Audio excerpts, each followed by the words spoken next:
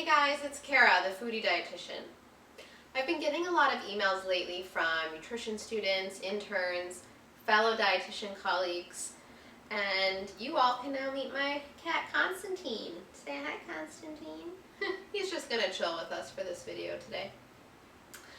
So, I've been getting a lot of emails lately from colleagues, from nutrition students, asking me about my journey, how I got to where I am today in my career, and how I was able to start up my nutrition business, and what it is exactly that I do on a day-to-day basis. Now that last question might be a little difficult to answer because I don't really have a typical day-to-day, but I just wanted to make this video to answer all of your questions, and I also wanted to say thank you for reaching out to me. I really feel honored that you would think of me to come to for advice on how to build your business. It honestly feels like yesterday that I was reaching out to the dietitians that I so admire to ask them about their career journeys and how they got to where they are today. So it feels really good to give back and to share with you the advice that I have now, having gone through building up my own business. So I'll first start by sharing my career journey, how I got to where I am today and where I started out. I got my bachelor's in nutrition at Boston University and then went on to complete my dietetic internship at Mount Auburn Hospital in Cambridge, Massachusetts, which is a Harvard medical teaching hospital. And while I was doing my internship, I got really freaked out and kind of panicked because I liked every rotation that I did for like the first 6 months. It was like, how am I ever going to narrow down what it is that I want to specialize in and what I want to do with my degree in nutrition? And then finally I had a rotation in long-term care. And I was like, thank God! I know I don't want to do this as a career. So it was one thing that I crossed off the list. But one of my very final rotations in the internship was outpatient counseling. And after I completed my outpatient counseling rotation, I knew exactly what I wanted to do. I wanted to work with people one-on-one. Inpatient didn't seem as appealing to me. The clinical world, working in a hospital, didn't seem as appealing. I felt like I could make more of a difference working with people one-on-one on a long-term basis and really watch their progress and see how I'm able to impact their lives and make them feel better. So after my internship, like any nutrition intern, I kind of just applied to any and all jobs available because I needed a job. I needed to pay my rent. But I ended up interviewing for what at the time was my dream job. Like, if I got this job, life was just going to be like amazing. It was an outpatient counseling job at a weight management clinic at Tufts Medical Center in downtown Boston, and working with a team of dietitians, psychologists, physical therapists, surgeons. It was primarily bariatrics, so it was the clinic was under the Department of Surgery, actually. We worked closely with the bariatric surgeons, and about 80% of the patients that we saw were bariatric patients, either pre-op or post-op, and then about 20% were there for medical weight loss, so essentially weight loss without surgery. One of the reasons why it was my dream job, besides the counseling, which I loved, was that I had an awesome work week. I had Fridays off, so I worked Monday through Thursday, 10-hour days, and then had a 3-day weekend. How sick is that? So I got the job, and I was floored and so excited to start my first job as a dietitian doing counseling, something that I loved and didn't think I was going to be able to do right after my internship. I thought I was going to have to put in those inpatient years at the hospital. So while I was, let me back up for a second. While I was a nutrition intern, I started a blog. At that time, my blog was called Peace, Love, and Food. Some of you may remember it. And I started it because I was seeing some of my fellow nutrition intern and student friends starting blogs, and I thought that was so cool. I was like, they have their own website, they're writing, they're taking pictures, and I was like, but I don't think I can do that because, I don't know, I don't think it'd be as cool, and I don't know if I can write, and I just really don't have the time. You know, I'm a full-time intern, I'm working part-time, how am I going to start a blog and maintain it?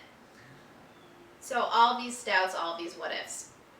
And when I was an intern, I was part of the Massachusetts Student Dietetic Association, and I was on their promotions committee.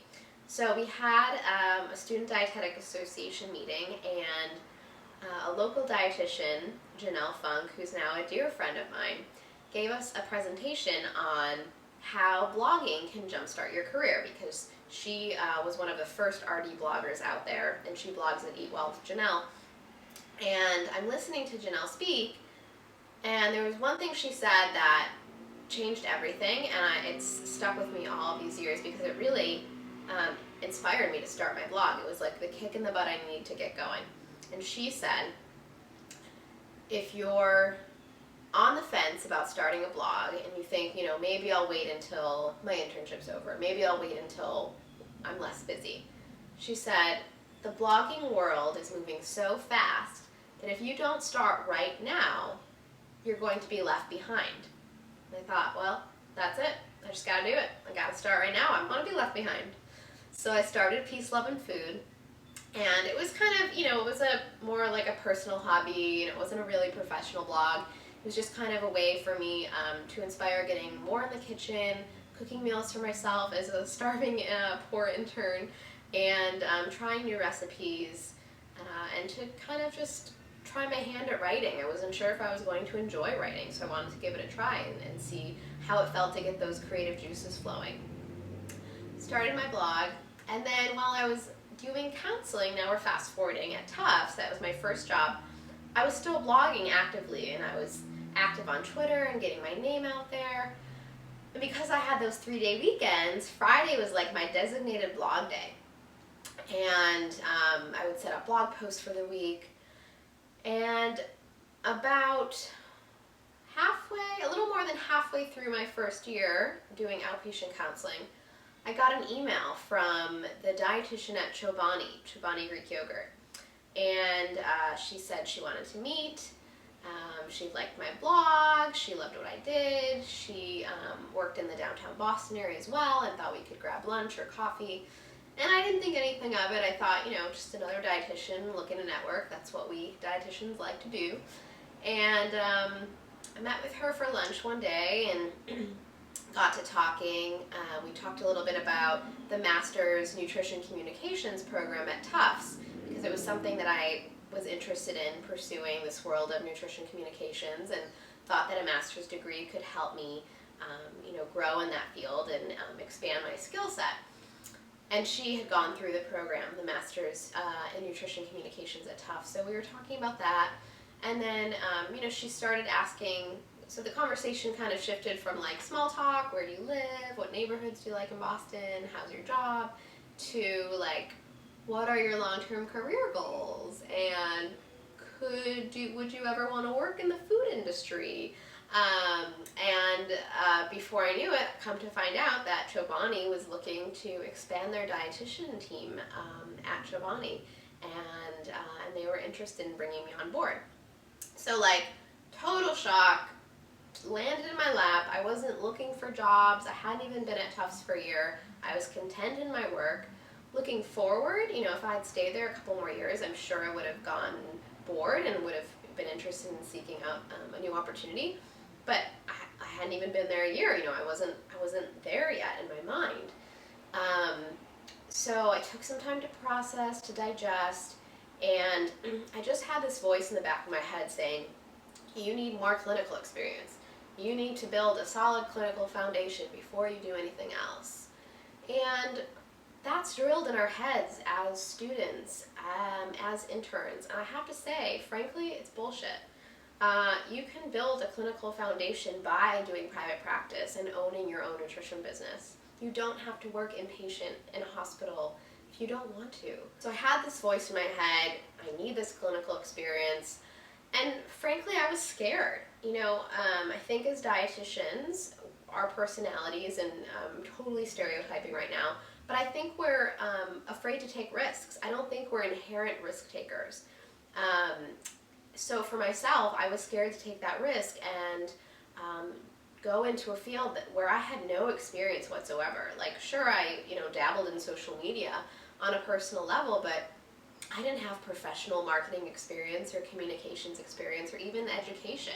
I didn't have my master's degree, so I was scared to take that on, and I almost didn't take the job, almost. And then I think the deciding factor for me was in my job at Tufts, there was no room for me to grow. It was clinical dietitian and that's it. There was no moving up the ladder, there was no growing within the organization. That's where I was going to be forever until I left. And at Chobani, it was at the time, a really fast-growing company, and they were still in that startup mode, and everyone was really passionate and had that like startup energy. And I just thought, I can grow there. I can expand my skill set and learn more than just nutrition. I can learn about business and communications and PR and marketing and really expand my knowledge and skill set. And so that's what I did. I left outpatient counseling and went to work for Chobani for just over 2 years. My role was health communications manager, and I wore a lot of different hats, but my primary role at Chobani was health influencer communications and outreach. So essentially, very PR heavy, reaching fellow dietitians and other health professionals to educate them about Chobani and about the health benefits of Chobani, and to essentially create brand ambassadors for the brand. But like I said, I wore a lot of different hats, so I also helped to create all of their nutrition education handouts for consumers and for health professionals. I worked to build their website for health professionals and all of the content for the website. I supported social media with nutrition content. I worked with the product development team on nutrition insights. I collaborated with legal on nutrition claims. And I managed and attended all of the health professional events and trade shows and influencer dinners and events. So the travel was a lot of fun. I got to see a lot of really cool places, but after a while it was definitely a little exhausting. But all in all, it was a really great experience. It was great to collaborate with all the different teams at Chobani: marketing, sales, innovation, legal, social communications, PR, and really just to learn a ton in a short period of time. In just over 2 years, I learned so much about business and marketing and communications, and I grew into my own, really. I developed confidence, I got better at public speaking, I got better at writing, and I wouldn't trade that experience for anything in the world. I made great, long-lasting friendships. It was an amazing experience. But after a while, I kind of just lost that passion for what I was doing. I was learning a lot and growing, but I didn't feel like my soul was fulfilled and I was doing my life's work. And it was funny because at the last Fancy that I attended with Chobani, my boss at the time asked me, what would you do if you weren't working for Chobani? What would be your ideal job? And I thought for a moment and I said, it would really just be to do a lot of different things, to blog and cook and make recipes and do food photography and do freelance writing and do speaking engagements and do spokesperson and media work and just do it all, see clients. And 2 weeks later, I was laid off from Chobani. And my world turned upside down. It was a complete shock. The company went through some restructuring, and unfortunately I was a product of that restructuring. And it was just one of those things that was a huge blessing in disguise. Once I got over the shock of it and stopped crying hysterically, I was able to reshift my focus and see this as an opportunity for new beginnings and to really figure out what it is that was going to fulfill my soul and make me passionate again about work and about nutrition. So I took some time off. I took a few months off around the holidays to spend time with family and friends and to travel. I went to Thailand and Cambodia with 2 of my girlfriends who were also laid off, and we had the time of our life. And then I came back from my trip and threw myself into a whirlwind of job applications.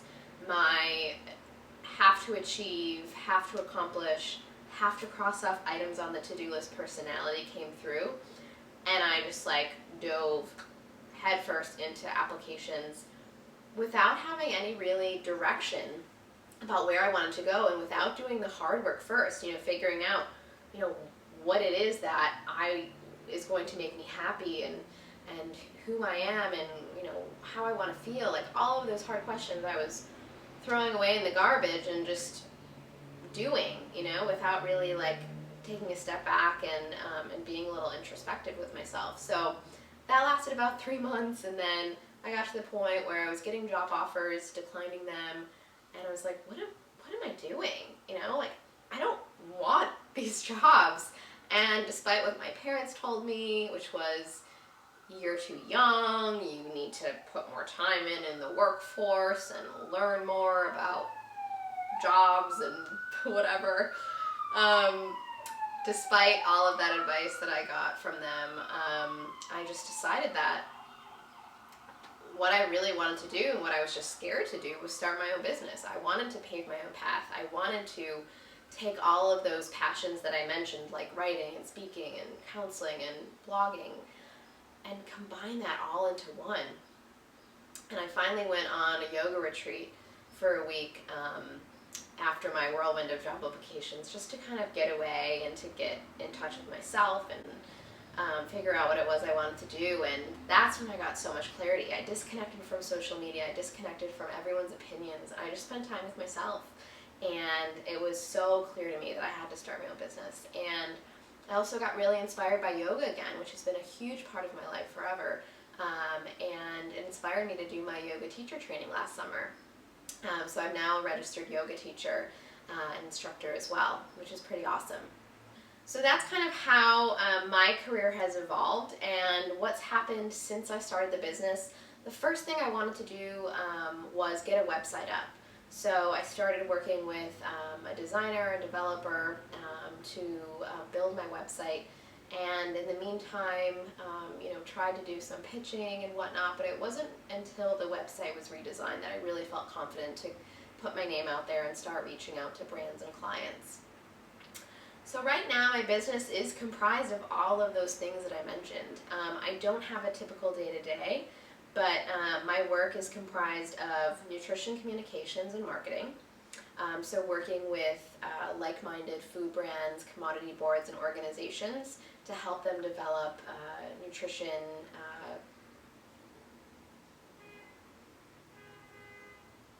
So working with like-minded food brands, organizations, commodity boards on nutrition communications and marketing. Recipe development, working with, again, food brands, commodity boards on recipe development and food photography.